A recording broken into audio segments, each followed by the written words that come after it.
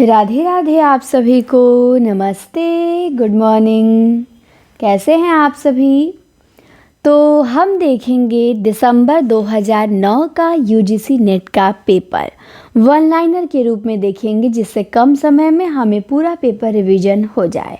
और जो सभी एग्ज़ाम के लिए महत्वपूर्ण है, चाहे टीजीटी हो, पीजीटी हो, एलटी हो, डीएसएसबी हो, यूजीसी नेट हो, हर एग्ज़ाम की आप तैयारी करते हैं तो आपको ये सब पढ़ना ही है। तो हमने पिछली एक वीडियो हमारा मिला होगा आपको, हमने उसमें जून 2009 का देखा था ना। इसमें हम क्या देखेंगे? दिसंबर 2009 का पेपर। तो चलिए शुरू करते हैं, देखते हैं। पहला प्रश्न है कि अकारादि क्रम, लेखकों का कालक्रम, रचनाओं का कालक्रम तथा परिस्थिति प्रवृत्ति मूलक क्रम में से साहित्य इतिहास लेखन की विधि कौन सी नहीं है? तो साहित्य इतिहास लेखन की जो विधि नहीं है वो है अकारादि क्रम। अकारादि क्रम ये साहित्य इतिहास लेखन की विधि नहीं है। लेखकों का कालक्रम है, रचनाओं का कालक्रम है और परिस्थिति प्रवृत्ति मूलक क्रम, ये तीनों साहित्य इतिहास लेखन की विधि हैं।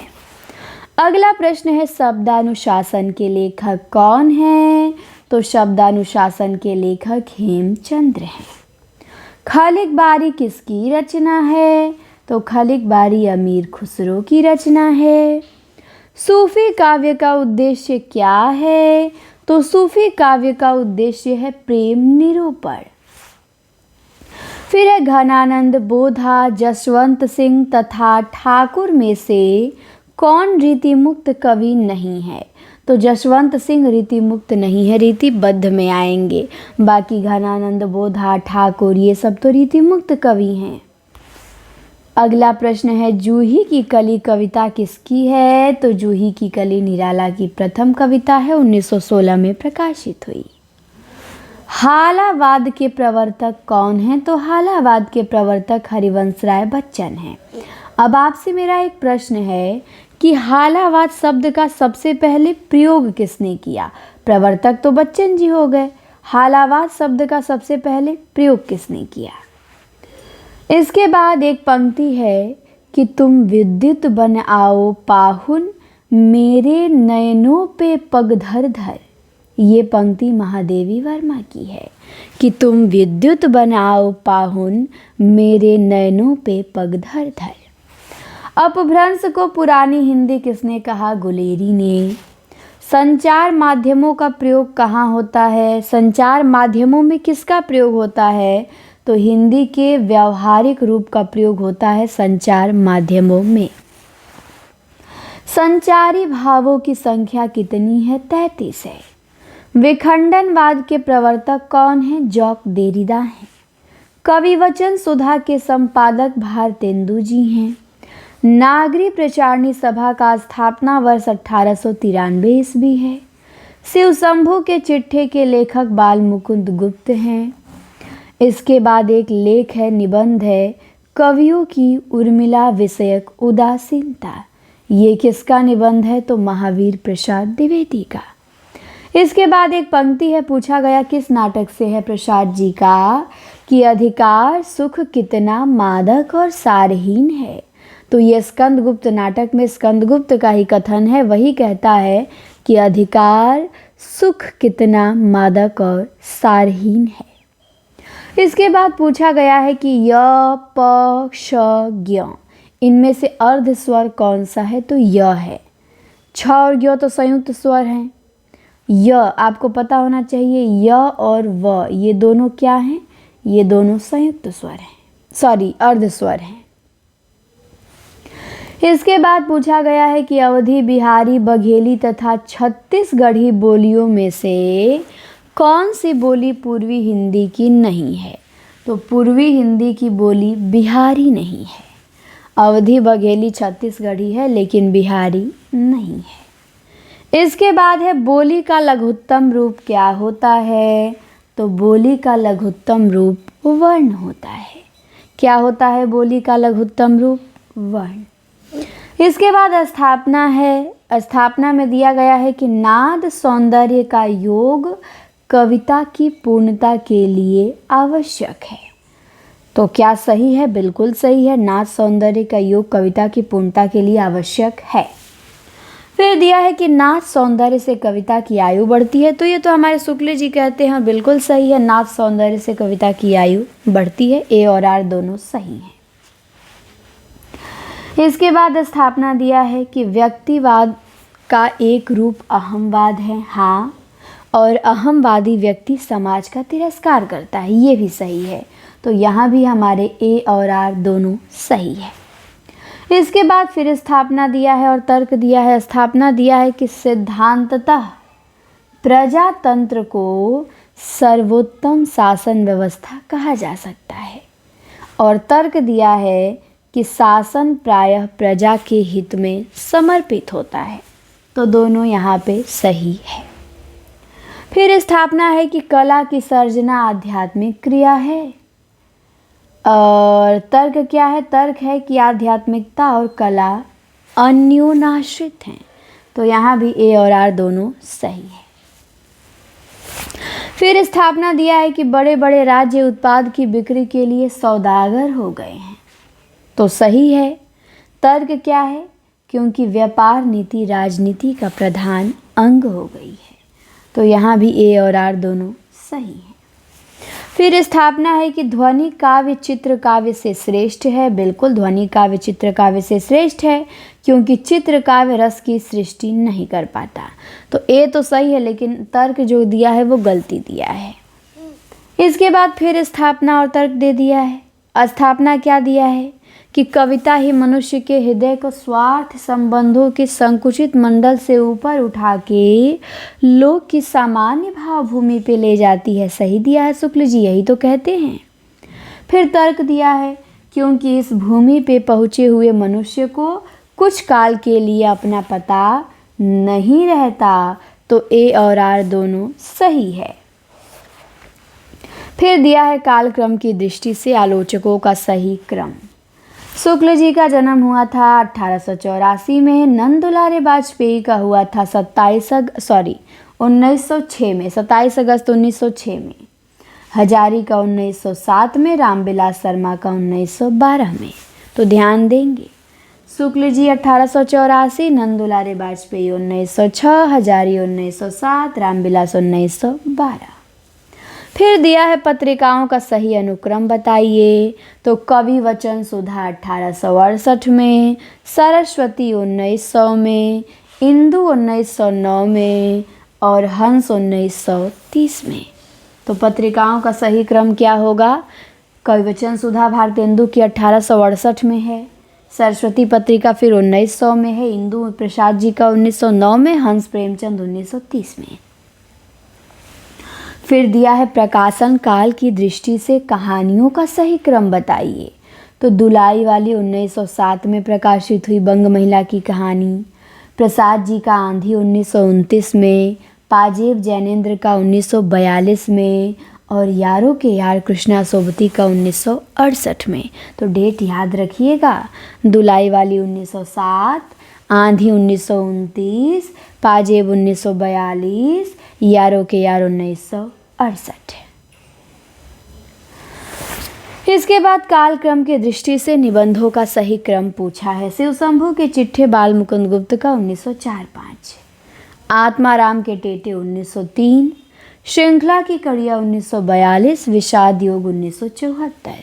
तो ध्यान देंगे, शिव शंभू के चिट्ठे 1904, बाल मुकुंद गुप्त, आत्माराम के टेटे बाल मुकुंद गोविंद नारायण मिश्र का 1903 और श्रृंखला की कड़िया महादेवी 1942 और विषाद योग कुबेर नाथ राय 1974।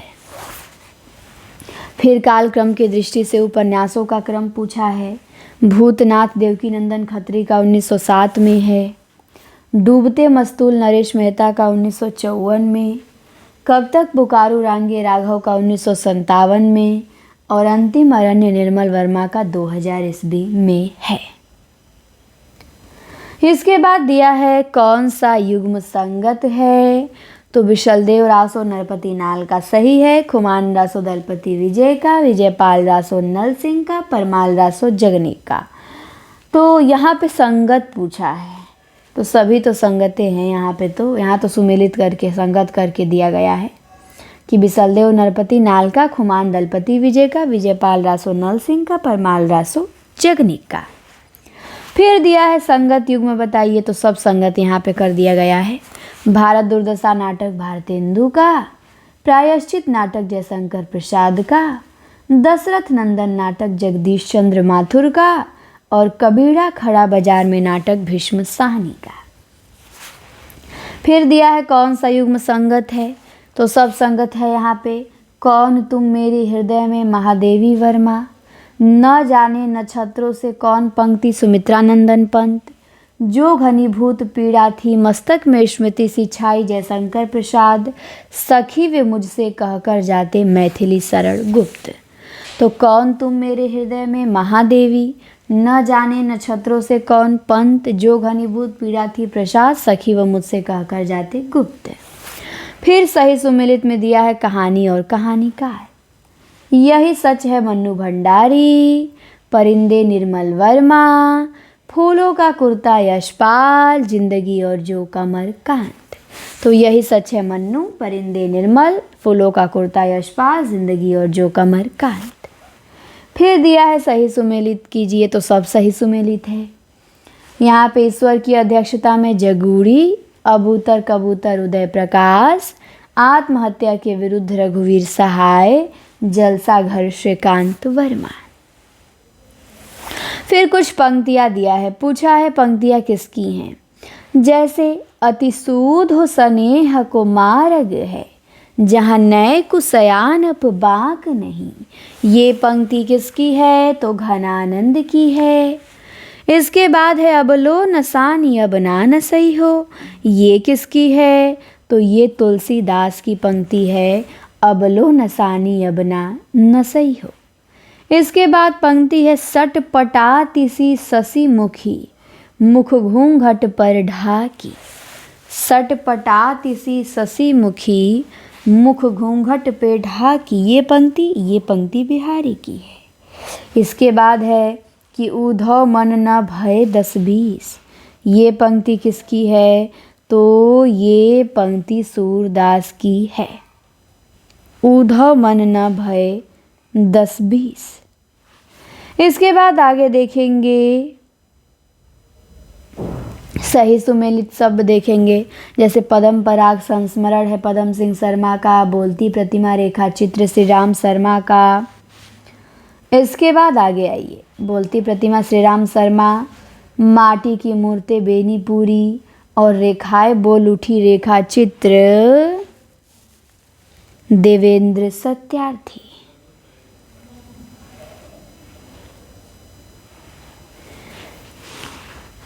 फिर दिया है सही सुमेलित है।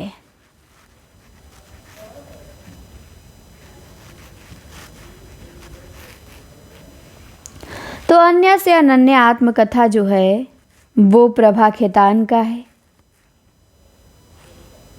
किसका, प्रभा खेतान का। इसके बाद बसेरे से दूर हरिवंश राय बच्चन का, जूठन ओम प्रकाश वाल्मीकि का, और एक कहानी यह भी मन्नू भंडारी का। फिर दिया है सही सुमेलित है। हंस पत्रिका के संपादक राजेंद्र यादव हैं, सचेतना पत्रिका के महीप सिंह हैं, आलोचना के अरुण कमल हैं, और दस्तावेज के विश्वनाथ प्रसाद तिवारी हैं। फिर कुछ पंक्ति दिया है, पूछा गया है ये पंक्ति किसकी है, कि रवि हुआ अस्त ज्योति के पत्र पे लिखा अमर, ये निराला की पंक्ति है। फिर है सैया सैकत पे दुग्ध धवल तनवंगी गंगा ग्रीष्म विरल, ये किसकी है, सुमित्रानंदन पंत की है। सखी वे मुझसे कहकर जाते, ये किसकी है, मैथिली सरल गुप्त की है। और शशि मुख पे घूंघट डाले, ये जयशंकर प्रसाद की है। तो रवि हुआ अस्त निराला, सैकत सैया पे दुग्ध धवल पंत, सखी वे मुझसे कहकर जाते गुप्त, शशि मुख पे घूंघट डाले प्रसाद।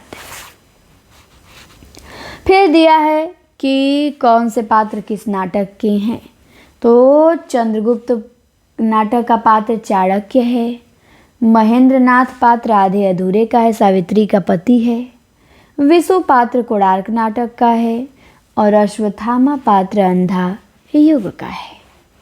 फिर दिया है सही सुमेलित करिए, तो कोर्ट मार्शल स्वदेश दीपक का, इतिहास चक्र दया प्रकाश सिन्हा का, अन्वेषक प्रताप सहगल का और कबीरा खड़ा बाजार में भीष्म साहनी का। फिर कुछ सिद्धांत दिया है और चिंतक दिया है। अनुमितिवाद भट्ट शंकुक का, उत्पत्तिवाद भट्ट लोलट का, साधारणीकरण भट्ट नायक का और अभिव्यक्तिवाद अभिनव गुप्त का। तो बस इतना ही हमारा था, ख़त्म। हमने यूजीसी नेट दिसंबर 2009 का पेपर क्या किया, कंप्लीट किया। पिछले वीडियो में हमने जून का देखा था, इसमें हमने दिसंबर को देखा। तो उम्मीद करती हूँ कि इससे आप लोगों को रिवीजन करने में, पढ़ने में हेल्प मिल रहा होगा। वीडियो को शेयर करिएगा, चैनल को सब्सक्राइब करिएगा और कमेंट ज़रूर करिएगा ये क्लास आपको कैसी लगी। मात्र 15 मिनट में आपको हमने पेपर रिवीजन करवा दिया 2009 का नेट का। बताइए इतने कम समय में कोई नेट का पेपर रिवीजन करवा पाएगा? तो चलिए नोटिफिकेशन ऑन कर लीजिएगा, प्रतिदिन आपको ये क्लास हमारे चैनल पे मिलेगा।